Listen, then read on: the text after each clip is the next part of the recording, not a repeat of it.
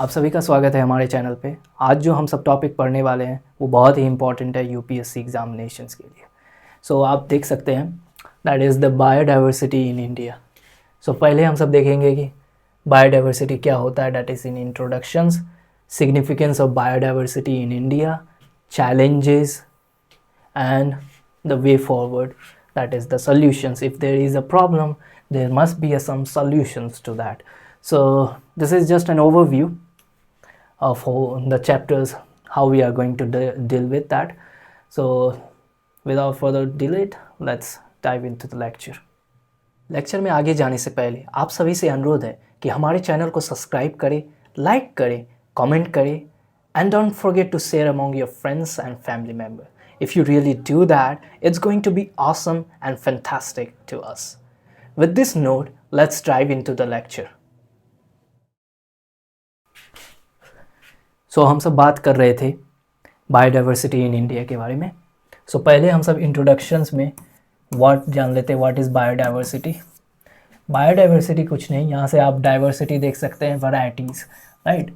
एक छोटा सा रीज़न है, यहाँ पर बहुत सारे प्लांट्स होंगे, राइट, एनिमल्स होंगे कोई। इसमें जितना ज़्यादा वेरिएशंस और वैरायटीज़ होंगे, राइट, वैरायटीज़, उस रीज़न में हम सब बोलेंगे कि बहुत सारा बायोडाइवर्सिटीज़ है। वहाँ डाइवर्सिटीज़ प्लांट्स एंड एनिमल में, फ्लोरा एंड फौना में।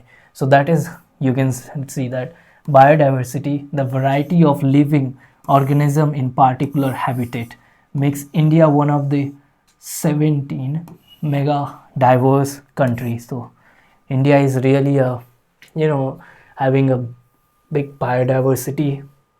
इंडिया के पास बहुत ही अच्छे फ्लोराज एंड फौनास है। ये आप देख सकते हैं। एंड जियोलॉजिकल, ये इम्पॉर्टेंट पॉइंट है आपको जो याद रखना है, जो डाटा रिलीज़ किया जाता है कि हमारे पास कितने फ्लोरा एंड फौना है इंडिया में, वो डाटा किसके द्वारा पब्लिश किया जाता है? Geological Survey of India. Okay, this is very important. Now this is just a introduction, let's try to move to see significance और दैट इज़ इम्पोर्टेंस। पहला पॉइंट में आप लिख सकते हैं सिग्निफिकेंस की, हम सबको इकोलॉजिकल सर्विस प्रोवाइड करता है, दैट इज़ एयर, वाटर, ये सब सर्विसेज, मेडिसिन, एवरीथिंग, फॉडर्स, ये इकोलॉजिकल सर्विस में आ जाता है। दूसरा में आप लिख सकते हैं क्लाइमेट चेंज रेजिलियंस। हम सबको रेजिलियंस बनाता है क्लाइमेट चेंज से। तीसरा में आप लिख सकते हैं फूड सिक्योरिटी, हम सबको प्रोवाइड करता है, राइट। वेरी सिंपल पॉइंट, आप अपना एक्सप्लेनेशंस लिख सकते हैं, ये नहीं तो आप PDF में पढ़ सकते हैं, well explain each and every points. Aesthetics and recreational values, aesthetics and recreational values में आप जब पिकनिक जाते हैं तो आप देखते हैं कि कितना हरियाली होता है, तो आपको अच्छा लगता है, right. That is also the values been provided due to the biodiversity. ना हर एक चीज़ का अपना इंट्रिंसिक वैल्यूज़ होते हैं, राइट। कोई भी एनिमल है वो अपना बायोडाइवर्सिटी, जो भी एनिमल्स होते हैं वो इन्वायरमेंट में अपना अलग अलग रोल प्ले करते हैं, राइट। हर एक एनिमल अपना जिस तरह से, right, this is the right things you can right in the 5th point, the intrinsic values. This is your significance. ये आप देख सकते हैं, पहला में इकोलॉजिकल सर्विसेज हम सबको देते हैं, क्लाइमेट चेंज से रेजिलियंस हम सबको प्रोवाइड करते हैं, फूड सिक्योरिटी देते हैं, aesthetics and recreational values, and last में इंट्रिंसिक वैल्यूज़ आप देख सकते हैं। ना आगे देख सकते हैं चैलेंजेस में, पहला लिख सकते हैं कि हैबिटेट लॉस हो रहे हैं due to the deforestations, right, deforestations and development of infrastructures, ये सब हैबिटेट लॉस हो रहे हैं।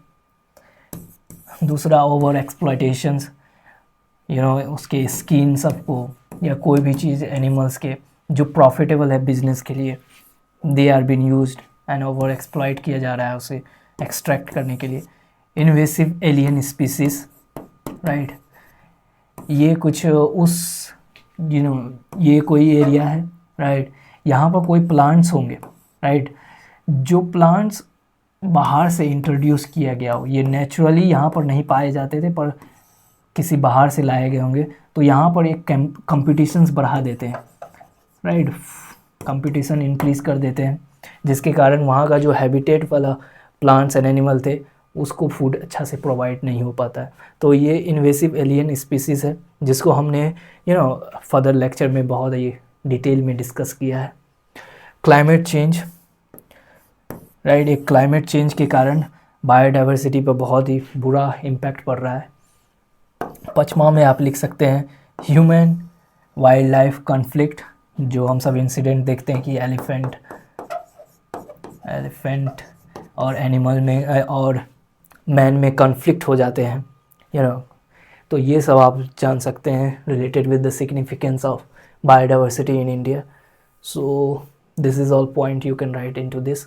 नाउ वे फॉरवर्ड क्या सॉल्यूशंस होना चाहिए, right, that's we are going to learn. पहला हम सबको है कि स्ट्रेंथन प्रोटेक्टेड एरिया, यदि जैसे नेशनल पार्क है, वाइल्ड लाइफ सेंचुरीज सब है, उसको अच्छे तरीके से प्रोटेक्टेड करना होगा। वहाँ भी जो एनिमल्स हैं उसको एक्सप्लॉइट नहीं किया जाना चाहिए। दूसरा में है promote sustainable agriculture, so fertilisers ये सब को यूज़ नहीं करना है ज़्यादा। एंड थर्ड में control wildlife trades and over exploitations को हम सबको रोकना है, राइट, ताकि ये बायोडाइवर्सिटी हमारा मेंटेन रह सके। चौथा में लिख सकते हैं आप कॉम्बैट इन्वेसिव एलियन स्पीसीज़, सो इस स्पीसीज़ को हम सबको ग्रो करने नहीं देना है उस एरिया में। यदि हम सबको लगता है कि ये डिफरेंट प्लांट्स है, उस नेचुरली अकर नहीं करता, तो हम सबको उसे ख़त्म कर देना चाहिए। एंड पचमा में आप लिख सकते हैं raise public awareness, public awareness को फैलाना चाहिए जितना ज़्यादा हो सके, ताकि पब्लिक भी अपने से अलग डिसीजंस इम्पॉर्टेंट डिसीजंस ले सके, ताकि बायोडाइवर्सिटी को मेंटेन कर सके। सो this is all about the solutions that पहला में हम सब देखे थे। प्रोटेक्ट करना है एरिया को, जो भी प्रोटेक्टेड एरिया है, promote sustainable agriculture, control wildlife trade and over exploitations, combat invasive alien species, raise public awareness. So this is all about the biodiversity in India. Hopefully you have learned everything related with this concepts. So with this, come to the end of this lecture. Thank you for watching.